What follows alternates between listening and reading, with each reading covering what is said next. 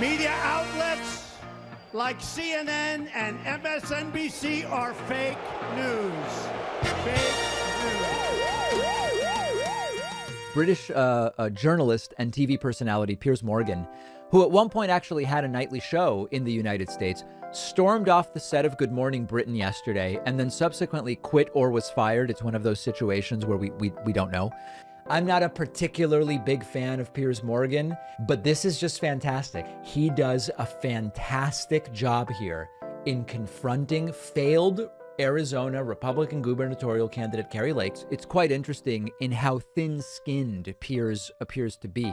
Apparently, Piers Morgan has been displeased with Meghan Markle, the Duchess of Sussex, for a long time. And he straight up says to her, "There's no evidence that you really won. She insists I won."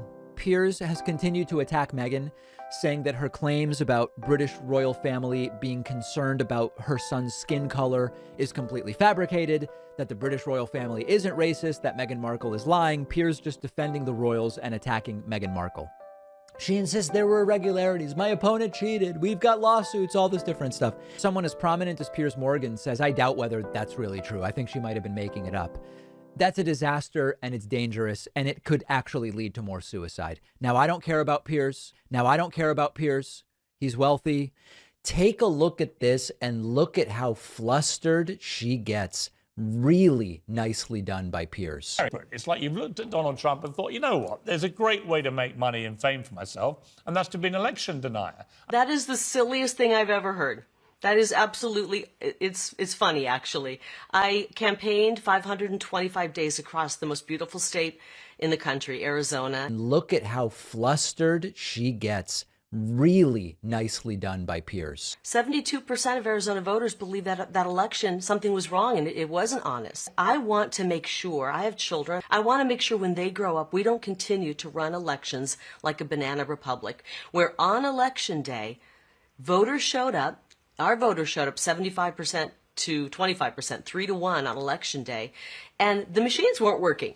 They printed intentionally the wrong image on the ballot, and that was meant to have the ballot spit out and rejected by the tabulators. And look at how flustered she gets. We know that we won, and we're going to continue to fight this in a court of law. And it's really rich that you're sitting across the pond acting like you know what happened on election day.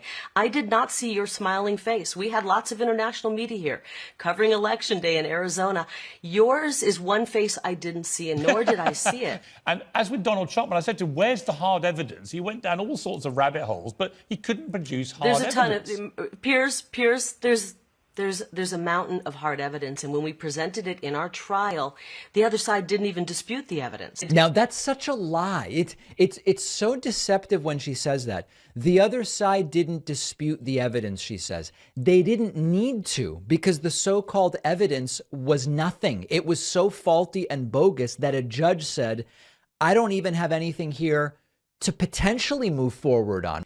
That's not what Arizona law requires. If Arizona legal precedent were maintained, Kari Lake did not have to prove that actual fraud or maladministration of an election took place. All she has to do is show that there were irregularities, mishaps, mistakes, omissions, or other issues that bring the integrity of the election outcome into doubt, which is exactly what her legal team did. And Katie Hobbs' legal team didn't even dispute it. The other side didn't dispute the evidence, she says. They didn't need to, because the so-called evidence was nothing. Katie Hobbs' legal team didn't even dispute it. Their only argument was, well, it didn't matter. Those irregularities don't matter. They're normal. They don't matter. Remember that they made 10 complaints to a court.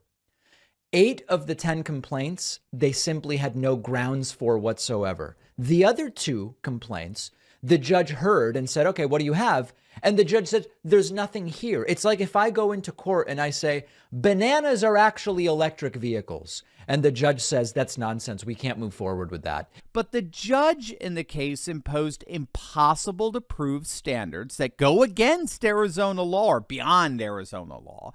And that's precisely why Kari Lake's team is appealing the decision. The judge said it's so absurd, we're not even moving forward. And Kari Lake said, well, but they didn't dispute it. She is such a liar. It's okay that you are not comfortable with me fighting this election and fighting for election integrity. No, it's I don't okay. mind you. I can live don't with mind the myself fighting. knowing that Karen, Pierce Morgan. let me clarify. I don't mind your fighting spirit. I don't mind it in Donald Trump. I've known him a long time. I have every right to fight this election. Absolutely, this is an election right. contest. But there does come a point. No one's arguing it isn't her right. It's just baseless, and she's grifting. From his lofty perch in a London studio, he thinks he can definitively cast aspersions on Kari Lake and what she and 72% of Arizonans believe to be a botched election. It's just baseless, and she's grifting. 72% of Arizonans believe to be a botched election. It's just baseless, and she's grifting. And I'm doing this for the people of Arizona. Kari, there does come a point when, for the future of democracy, you and Donald Trump have to accept at some point you lost an election. I'm fighting for the people of Arizona, and I don't mean any offense to you, but I frankly don't give a damn what you think about it. And I don't mean any offense to you, but I frankly don't give a damn what you think about it. I'm fighting for the people of Arizona. Listen, I truly am. No offense taken whatsoever. And let me ask you this, Pierce. Let me ask.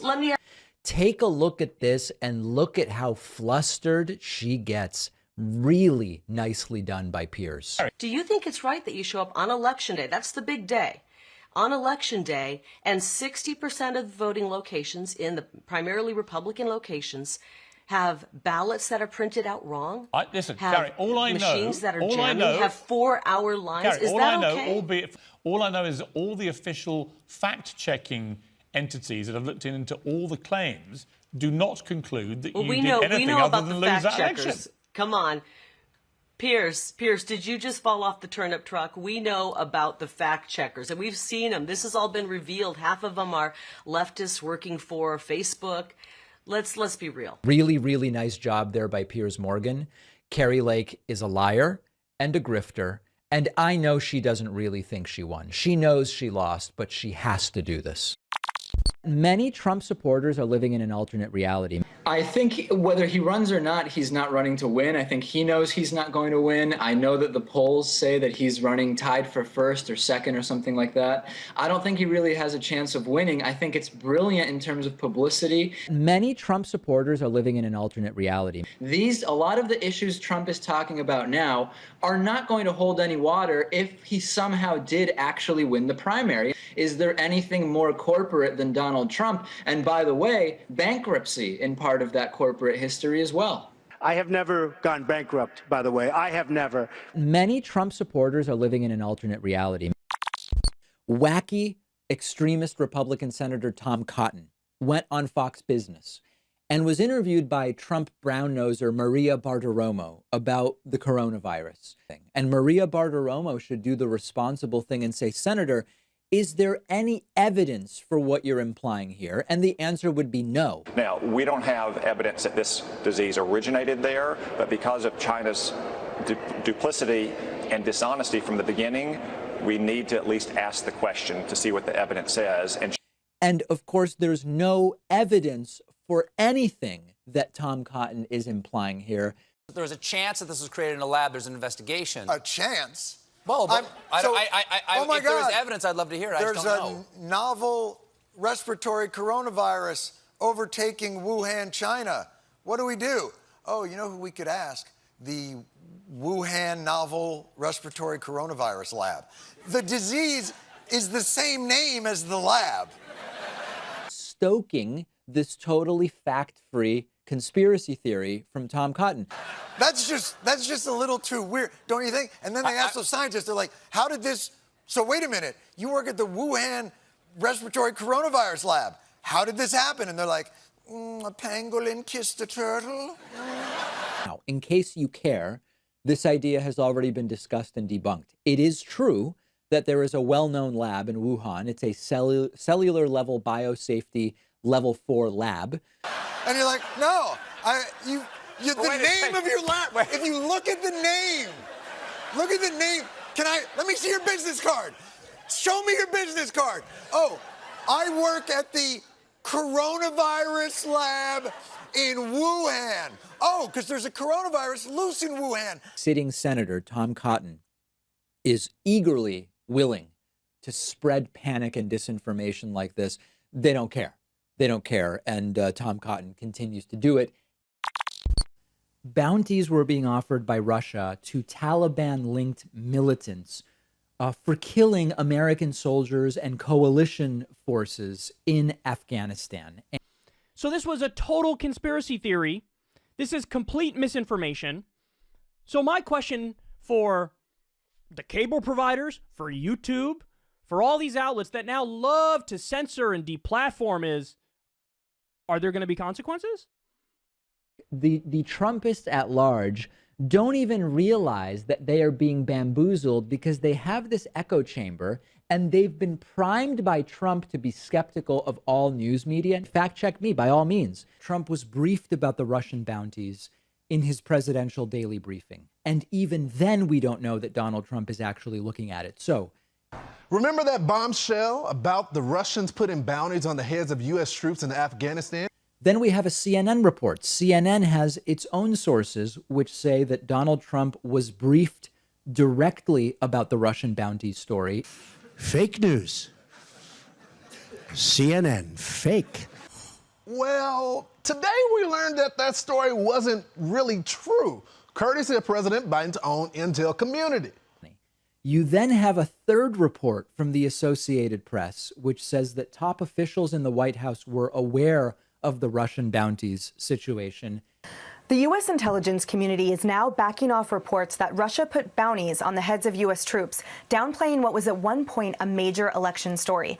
A senior Biden administration official says our intel agencies have, quote, low to moderate confidence in the reports. Fact check me, by all means. And then we heard from Democratic Senator Chris Murphy, who says that the argument that this was not credible information is it's a bad argument, that he saw the intelligence, that it is clearly not a hoax. This was a rumor, right? This is a debunked rumor. It is clearly not a hoax. And the real problem here is that you had a single individual take a piece of raw intelligence, leak it to the media, and the media ran with it because it was a narrative that fit what they thought about President Trump. They tried to goad President Trump and our military into a conflict with Russia over a debunked rumor. When the White House first said Trump was never briefed, we assumed that that was a lie. The details are now confirming it, with New York Times, CNN, and Associated Press sources all saying the president was indeed briefed. Was asked dozens and dozens of questions about the Russia bounties. I cautioned reporters on the first day the story came out, and I said, look, do not be so quick to buy this New York Times story. This information is unverified. There are dissenting opinions in the intelligence community. Do not run with this narrative. It's just simply not true and not the case. But not only did they run with it, it is remarkable if you take a walk through memory lane. It was a heinous allegation. They ran with it. CNN dropped the word alleged from their reporting.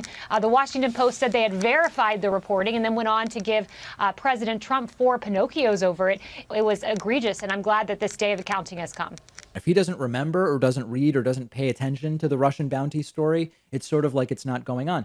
And every little bit counts. Every little yard in a football game gets you to 100 yards and a touchdown, right? And so every story they could fathom, conjure, create, manipulate, put out on the headlines, and then do their media tour to pretend to be outraged. Meanwhile, U.S. troops were actually in combat and dying because of politicians' bad decisions. But every bit of it they could pin on Trump, true or not, was useful. And Joe Biden's president now, so maybe it was effective. And so the narrative of like Donald Trump as Putin's puppet was ridiculous. The policies he was doing were actively hostile to Russia.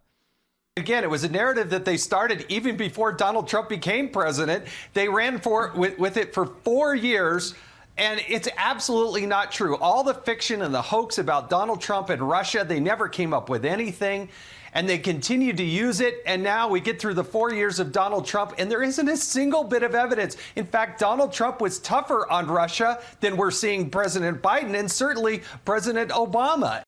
I am your voice.